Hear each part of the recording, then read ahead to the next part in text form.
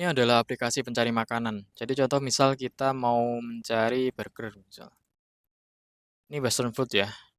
Contoh misal sandwich. Ya, ada semua ya. Misal coklat. Ini. Nah, data list makanan ini didapat dari lokal kita gitu. Jadi ini semuanya datanya di lokal. Jadi kita nggak nyari di internet gitu. Typo misal, mau ketik burger jadi burger tanpa U misal. Nah, tetap dapat ya walaupun typo. Misal coklat, coklat, coklat kan gini tulisannya. Terus coba kita hilangkan H-nya. Oke, tetap ketemu coklat ya. Kita buat aneh-aneh misal, I want to eat burger misal. Nah, tetap ketemu burgernya ya. I want to eat something sweet. Nah, kita langsung tampilkan makanan-makanan yang manis gitu. Jadi kelebihannya kalau kita menggunakan AI di aplikasi kita itu seperti ini ya. Jadi kita bisa menampilkan hasil yang sesuai, walaupun kadang keywordnya itu nggak sesuai gitu. Nggak persis stringnya seperti yang ada di data gitu. Halo guys, jumpa lagi bersama aku Dani. Kali ini kita akan membahas terkait bagaimana integrasi LLM atau AI dengan website kita. Kita akan belajar bagaimana running LLM di lokal, terus kemudian kita integrasikan dengan website kita gunakan untuk membantu memilihkan makanan yang mana datanya itu kita udah sediain sebelumnya. Nggak perlu lama-lama, langsung aja kita mulai. Check this out. Untuk running LLM di lokal, maka kita membutuhkan runner seperti LM Studio, Olama, dan lain sebagainya ya. Nah, kali ini kita akan menggunakan Olama. Nah, gimana cara menggunakannya? Oke, langsung saja akses website olama.com. Terus klik download, terus pilih OS yang sesuai dengan yang kita pakai ya. Kebetulan aku pakai macOS, jadi aku pilih macOS, terus kemudian download for macOS. Nah, setelah download selesai, maka kita install seperti install aplikasi biasa. Nah, untuk mengecek apakah sudah terinstall dengan baik di laptop kita, maka kita buka terminal, terus ketik Olama Mimin version. Nah, kalau versionnya itu udah muncul seperti ini, maka Olama udah terinstall dengan baik di laptop kita. Nah, lanjut kita pilih model, klik model di sini. Nah, maka ada banyak sekali pilihan model di sini ya. Ini semuanya LLM open source semuanya ya. Contoh ini DeepSeek R1, ini yang paling populer ya. Terus Lama, terus Pi, terus Nomic, ada Mistral, ada Qwen, Gemma, Lava, dan lain sebagainya ya. Ini banyak sekali. Nah, ini yang paling populer. Tapi kebetulan kemarin aku coba DeepSeek R1 ini versi yang 7 billion. Nah, kemarin itu aku coba hasilnya kurang memuaskan. Jadinya aku akhirnya pilih lama. Tapi ketika aku mau pakai lama 3.3, nah pilihannya itu hanya yang ini ya, besar ya. Ada 43 giga ya, ada 70 billion ini. Nah, ini terlalu besar menurutku. Jadinya aku akhirnya pakai Lama 3.2 versi yang 3 billion parameter. Nah, ini size-nya itu cuma 2 giga. Nah, ini udah cukup banget bagi aplikasi kita ya, yang dia fungsinya hanya untuk memilihkan makanan gitu. Nah, bagi yang belum tahu, 3 billion ini maksudnya 3 billion parameter. Nah, semakin besar parameter, maka AI-nya itu semakin bagus gitu ya, semakin pintar ya. Nah, tapi dengan semakin besarnya parameter, maka membutuhkan spesifikasi hardware yang lebih bagus gitu. Nah, ini juga menyesuaikan dengan kebutuhan kita gitu. Contoh misal kita cuma butuh aplikasi sederhana, jadi harusnya kita cukup pakai pilihan parameter yang kecil gitu. Nah, lama ini LLM dari Meta ya. Nah, lanjut kita coba running lama ini ya. Klik copy di sini, terus buka terminal, terus paste di sini, enter. Nah, ini langsung muncul chat ya. Tapi bagi kalian yang baru ajaran, maka kalian akan pull dulu ya. Ketika pull-nya udah selesai, maka muncul chat seperti ini.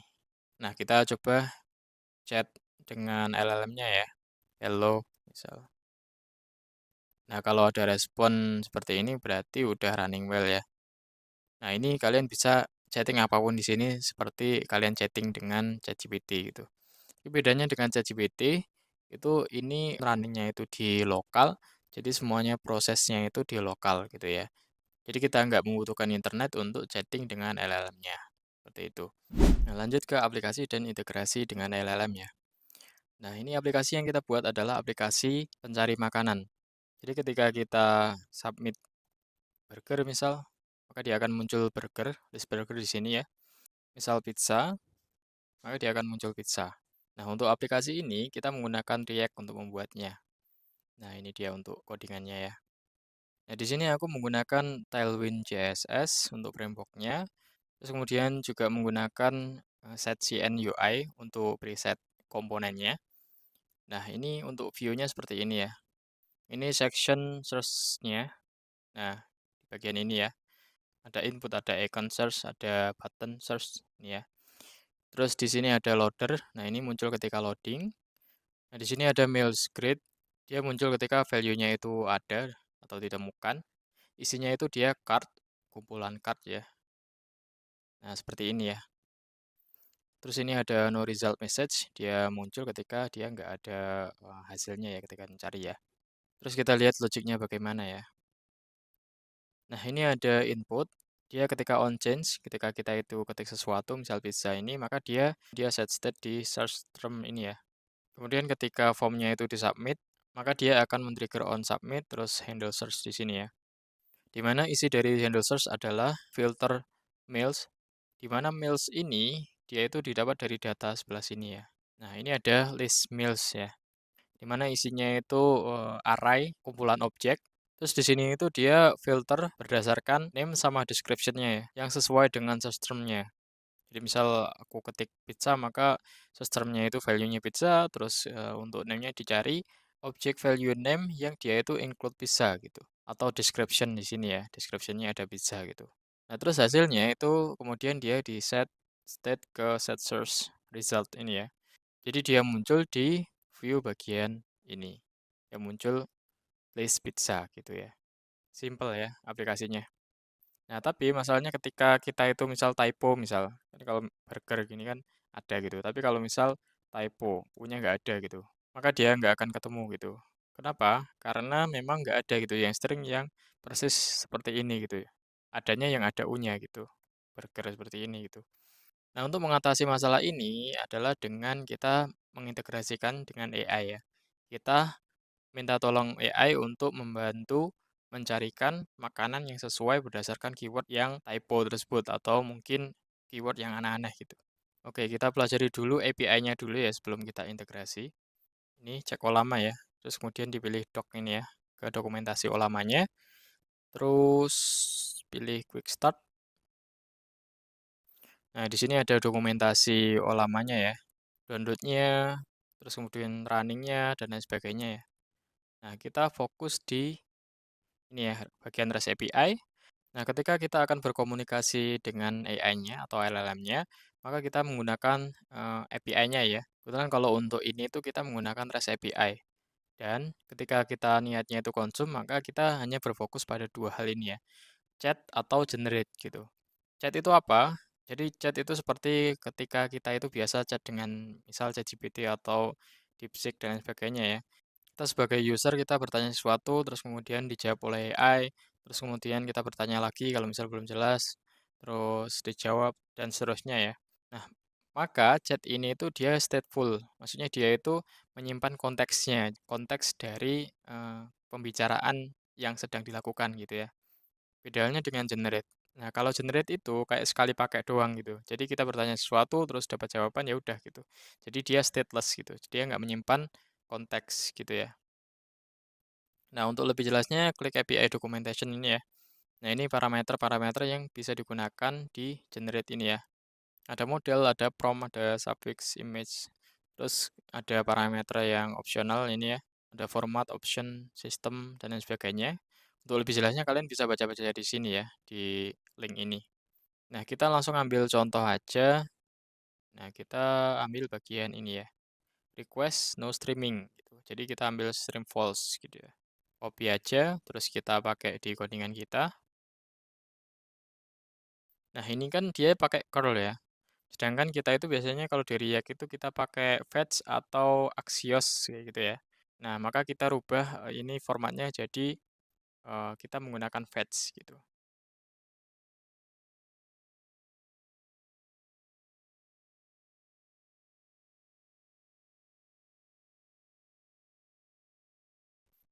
Nah, bodinya itu ini ya.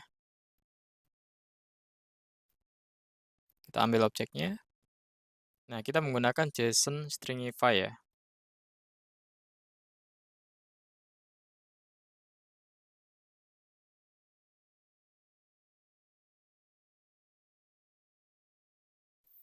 Oke, kita coba ketik bebas, misal burger. Kita cek di network. Nah, ini, maka dia request API ya. Dengan payloadnya itu seperti ini. Jadi sesuai dengan payload yang di sini. Nah, terus untuk responnya ini ya. Nah, responnya itu di sebelah sini. Nah, ketika kita cek konsol, maka dia muncul objeknya. Terus nanti kita akan mengambil respon yang ada di sini ya.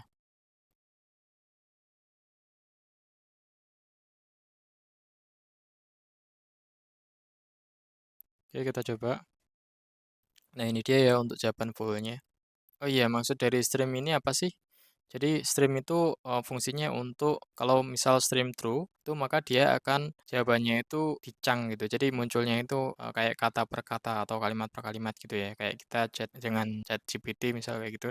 Dia munculnya kan dia responnya itu kata per kata gitu. Dia muncul tap tap tap tap tap gitu kan. Nah, bedanya dengan kita yang butuhnya itu langsung jawabannya itu plek gitu, langsung semuanya gitu. Maka kita menggunakan string false. Nah, kemudian kebutuhan kita adalah mentranslate data yang ada di sini itu agar bisa dikonsum AI untuk nantinya itu AI pilihin makanan yang sesuai dengan query ya. Nah, maka yang bisa kita lakukan adalah dengan merubah prompt-nya. Jadi dari mempertanyakan langit, jadi kita rubah prompt-nya sesuai dengan apa yang kita inginkan atau kita butuhkan ya. Nah, ini kebetulan untuk prompt-nya udah aku siapkan. Nah, kalau untuk berkomunikasi dengan AI, maka seperti berkomunikasi dengan manusia ya. Ketika kita memerintahkan sesuatu, maka ya kita menggunakan bahasa manusia gitu. Nah, berikut prompt yang sudah saya siapkan. Nah, dan isinya tuh, you are a food recommendation assistant. The user search for, nah ini tuh untuk query-nya ya. Jadi kita bisa masukkan query di sini. From the following meals list. Nah, untuk mengisi list di sini tuh kita butuh list makanan yang ada di sini ya. Nah, tapi karena ini tuh datanya bentuknya objek, maka kita perlu ekstrak menjadi informasi-informasi yang hanya kita perlukan saja gitu. Oke, contohnya kita ngambil informasi description-nya aja gitu. Soalnya description-nya itu yang paling mendekati dengan jenis makanannya gitu.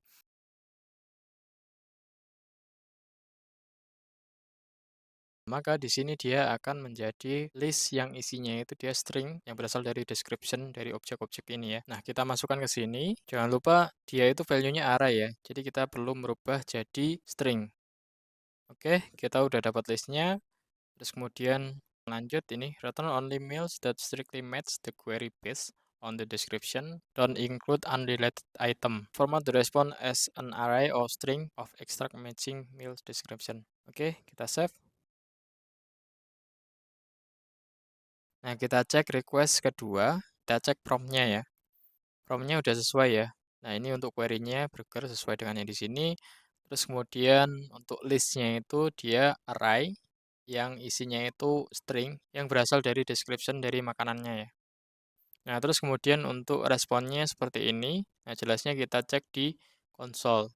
Nah, untuk responnya itu udah benar. Jadi dia menampilkan list makanan yang paling sesuai dengan keyword yang kita inputkan gitu. Nah, masalahnya kalau formatnya itu kalimat seperti ini, maka kita akan kesulitan untuk mengkonsum, kemudian merubahnya menjadi list makanan ya. Maka kita perlu merubah format yang dihasilkan oleh AI ini. Nah, caranya gimana? Kita cek dokumentasi dulu. Nah, kita cari di bagian structured output, jadi output yang terstruktur gitu. Nah, di sini itu dia ada format ini ya. Nah, format misal untuk ini itu dia type-nya objek, terus objeknya itu ada age sama available. Tipenya itu dia integer, boolean, dan sebagainya ya. Tapi kita butuhnya itu list of string, seperti yang kita masukkan di prompt-nya gitu ya. Kalau ini itu tipenya objek, maka kita menggunakan tipe array. Nah, items yang kita butuhkan adalah type-nya itu string. Untuk value format seperti ini, itu pedomannya itu di mana? Ini ya, cari JSON schema ya. Nah, bisa cek di sini, bagian dokumentasi, reference. Kalau yang saya gunakan adalah array. Nah, ini ya, kalau array seperti ini, Nah, kalau misal kita menggunakan array yang isinya itu dia string, maka pakainya seperti ini ya, type array, terus items type-nya itu string gitu ya. Bedanya dengan ini, kalau ini number, kalau kita itu string. Seperti itu. Coba save, terus kemudian kita coba query lagi, enter. Nah, untuk responsnya formatnya udah sesuai ya. Tinggal kita pakai untuk memfilter mailsnya ya, yang sesuai dengan string yang diberikan ini. Nah, jangan lupa bahwa kita itu menggunakan AI ketika filter biasa itu nggak ketemu.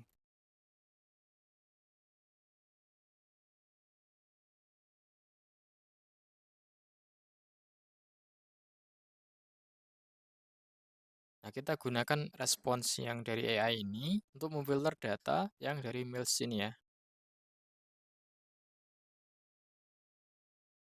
Kita mengambil mails yang description-nya itu sesuai dengan respon dari AI-nya.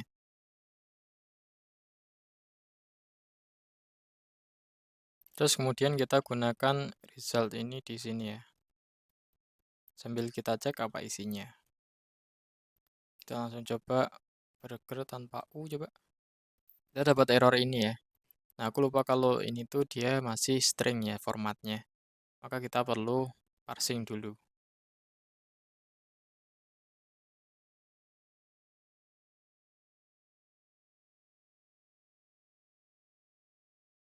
Oke, kita berhasil ya. Jadi list yang di sini itu berhubungan dengan kata burger di sini ya. Walaupun ini ada sedikit yang salah, tapi sebenarnya itu dia nggak salah-salah amat karena dia itu sebenarnya masih ada hubungannya dengan burger juga gitu. Contoh misal coklat, coklat. Nah, dia tetap dapat coklat ya, walaupun dia typo. Misal I want to eat something sweet. Nah, maka dia menampilkan coklat dan pie di sini ya. Oke, that's it. Nah, itu dia pembahasan mengenai integrasi LLM dengan website kita. Nah, jangan lupa karena kita menggunakan REST API, maka ini applicable banget untuk semua framework atau library ya. Contoh misal kalian ingin menggunakan Angular, Vue, Svelte, jQuery, atau bahkan vanilla JavaScript bisa banget ya. Nah, juga karena kita menggunakan open source LLM, maka kita dapat unlimited access, juga berpotensi untuk dioptimalkan, misal mau fine tuning, mau disesuaikan dengan kebutuhan bisnis di aplikasi kita. Itu bisa banget gitu. Nah, karena LLM open source ini dapat di-running di lokal, maka ini juga dapat di-running di server. Misal kita ingin integrasi dengan backend itu bisa banget ya. Misal ingin menggunakan data dynamic dari database instead of data static seperti yang kita bahas sebelumnya. Nah, bagi kalian yang cocok dengan pembahasan LLM seperti ini, atau mungkin mau pembahasan materi lain, komen di bawah ya. Nah, sekian dari saya Dani, terima kasih.